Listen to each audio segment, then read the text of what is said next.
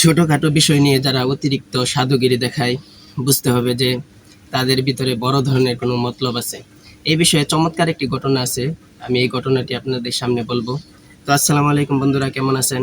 আশা করি সকলেই ভালো আছেন। তো ঘটনাটি হলো এরকম, একজন লোক ছিল, সে জানতো যে তার স্ত্রী খুব পরহেজগার, তার স্ত্রী খুব ভালো মানুষ। তো একদিন সে আসলো বাড়িতে এসে দেখে যে তার বউ ঘরে বসে বসে কান্না করতেছে। সে জিজ্ঞাসা করছে যে কি ব্যাপার, তোমাকে কে কষ্ট দিল, কে কি কথা বললো, বা কি জন্য তুমি কান্না করতেছো কেন? তখন তার স্ত্রী বলতেছে যে না, এইসব কোনো কারণে কান্না করতেছি না, আমি আল্লাহ তাআলার ভয়ে কান্না করতেছি। আল্লাহ তাআলার ভয়ে কান্না করতেছে ভালো কথা, কিন্তু হঠাৎ করে কেন কান্না করতেছে, কোনো কারণ কি আছে? তখন সে বলতেছে হ্যাঁ, কারণ আছে। দেখো, আমি দুয়ারের মাঝখানে, অর্থাৎ আমার ঘরের সামনে আমি বসেছিলাম। বসে থাকার পরে যে ওই দেখো আমাদের বাড়ির পাশে যে বড় একটা কড়ই গাছ আছে, এই কড়ই গাছের মধ্যে তোমার একটা চড়ুই পাখি বসে আছিল। তো যে চড়ুই পাখিটা বসে আছিল, ওই চড়ুই পাখিটা ওই গাছের ডাল থেকে আমার দিকে তাকায় আছে। এখন আমি চিন্তা করতেছি যে এই চড়ুই পাখি যে আমাকে দেখে ফেললো, আল্লাহ পাক রব্বুল আলামিন যদি আমাকে জিজ্ঞাসা করে যে একটা চড়ুই পাখি তো তোর চেহারা দেখে ফেলছিল, তাহলে আমি আল্লাহ পাক রব্বুল আলামিনের কাছে কি জবাব দেব? তখন তার স্বামী খুব খুশি হইলো যে হ্যাঁ, আমার স্ত্রী তো দেখা যায় অনেক পরহেজগার মানুষ, একটা চড়ুই পাখি, সামান্য একটা চড়ুই পাখি তার চেহারা দেখে ফেলছে, এই জন্য সে কান্না করতেছে। তো আমার স্ত্রীর মতো ভালো মানুষ হয়তো এই জগতের মধ্যে আরেকটাও নাই। তখন সে অনেক খুশি হইলো, খুশি হয়ে আসে ওই দিনেই যারা গাছ কাটে তাদেরকে ডেকে নিয়ে আসলো। তাদেরকে ডেকে নিয়ে এসে বলতেছে যে এই যে আমার বাড়ির পাশে কড়ই গাছ আছে, এই কড়ই গাছ আর রাখা যেত না, কারণ এই কড়ই গাছের মধ্যে চড়ুই পাখি বসে, চরিত্রহীন চড়ুই পাখি, তারা আমার স্ত্রীর চেহারা দেখে ফেলছে, এই জন্য এই কড়ই গাছ আর রাখা যাবে না, কারণ কড়ই গাছের মধ্যে চড়ুই পাখি বসে। ঠিক সেম ভাবে আরেকদিন তার স্বামী আসলো, এসে দেখে যে ঘরের দরজা লাগানো। তার স্বামী ঘরের মধ্যে অনেক নক করতেছে, সে তার স্ত্রী ঘর থেকে দরজা খুলতেছে না। তো অনেক কষ্ট বিষ্ট করে সে দরজা ভেঙে ঘরের ভিতরে ঢুকলো। ঘরের ভিতর ঢুকে দেখে যে তার স্ত্রী তার পরকীয়া প্রেমিকের সাথে তার ঘরের মধ্যে দুইজন একসাথে শুয়ে রয়েছে। তখন সেই স্বামী রাগে দুঃখে, তার স্বামী মনে মনে ভাবতেছে যে আমি কি ভাবলাম, আমার বউকে কতটা পরহেজগার ভাবলাম, সে চড়ুই পাখি তাকে দেখে ফেলছিল, এই জন্য আমি গাছ কেটে দিলাম। তো এখন দেখি সে এইসব কি কাজ করতেছে। এই রাগে দুঃখে সে বলতেছে যে এই দেশের মধ্যে আমি আর থাকবো না। সে হাঁটা শুরু করলো অন্য দেশের উদ্দেশ্যে। তো যাইতে যাইতে সে তার রাজ্য ছেড়ে অন্য আরেকটা রাজ্যের মধ্যে গেল। যাওয়ার পর দেখতেছে যে সেই রাজ্যের যে রাজা আছে, সেই রাজার অনেক মূল্যবান ধন সম্পদ হারানো গেছে। তো রাজা পুরো রাজ্যের মধ্যে এই ঘোষণা দিয়ে দিল যে আমার এই ধন সম্পদ যে বের করে দিতে পারবে, যে এই ধন সম্পদ কে চুরি করছে, এই চোরটাকে যে বের করে দিতে পারবে, আমি তাকে অনেক মূল্যবান উপহার সামগ্রী দিব। তখন সে চিন্তা করলো আচ্ছা ঠিক আছে, সবাই যেহেতু এভাবে দাঁড়িয়ে আছে, চোর বার করার চেষ্টা করতেছে, তো আমিও দেখি একটু চেষ্টা করে চোর বার করতে পারি কিনা। তখন সেও এইরকম ভাবে চোর খুঁজতে শুরু করলো যে কিভাবে চোর খুঁজে পাবে।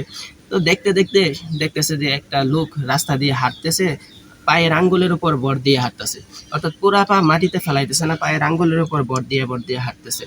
তখন সে অন্য লোকদেরকে জিজ্ঞাসা করলো কি ব্যাপার, সকলেই তোমরা এইরকম সুন্দরভাবে ভালোভাবে হাঁটতেছো, কিন্তু এই লোকটা কেন তোমাদের এইভাবে হাঁটতেছে, এই লোকটা কেন পায়ের আঙ্গুলের মধ্যে ভর দিয়ে হাঁটতেছে, কারণ এভাবে হাঁটলে তো কষ্ট হয় স্বাভাবিকভাবে, তাহলে এভাবে কেন হাঁটতেছে, সে পুরো পা মাটিতে ফালায় কেন হাঁটতেছে না, তাকে দেখে তো অসুস্থ মনে হইতেছে না, তাকে দেখে তো সুস্থই মনে হইতেছে, তাহলে একটা সুস্থ সবল মানুষ সে কেন এভাবে হাঁটতেছে? তখন ওই লোকজন বলতেছে, ওই রাজ্যের লোকজন বলতেছে আরে ভাই, আপনি তো এই লোকের সম্বন্ধে কিছুই জানেন না, আসলে সে অনেক পরহেজগার আল্লাহওয়ালা একজন মানুষ।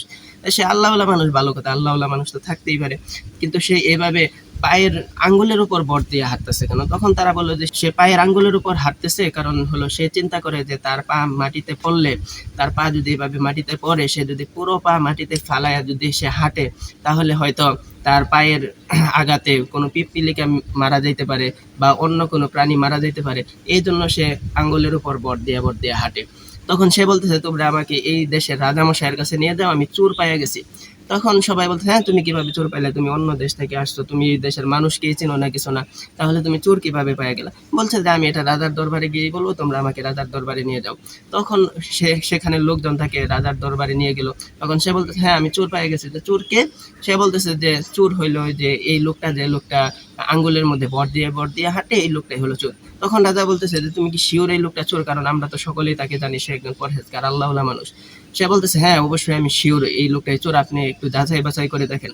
তখন রাজা যাচাই বাছাই করে দেখলো যে আসলেই তো এই লোকটাই চোর, এই লোকটাই চুরি করছে। তখন তাকে জিজ্ঞাসা করতেছে যে তুমি কিভাবে বুঝলে যে এই লোকটা চোর, আমরা তো সবাই জানি সে একজন পরহেজগার মানুষ, সে একজন আল্লাহওয়ালা মানুষ, তাহলে তুমি কিভাবে বুঝলে যে সে চোর? তখন সে বলতেছে যে আমি আসলে বোঝার কারণটা হইলো বলতে ছোটখাটো বিষয়কে যদি মানুষ বড়ভাবে কারোর সামনে উপস্থাপন করে, সেটাকে যদি সে বড় করে দেখানোর চেষ্টা করে, তাহলে বুঝতে হবে যে তার ভিতরে বড় কোনো মতলব আছে। সে পা মাটিতে ফেলে হাঁটে না, কারণ পিপিলিকা মারা যাইতে পারে।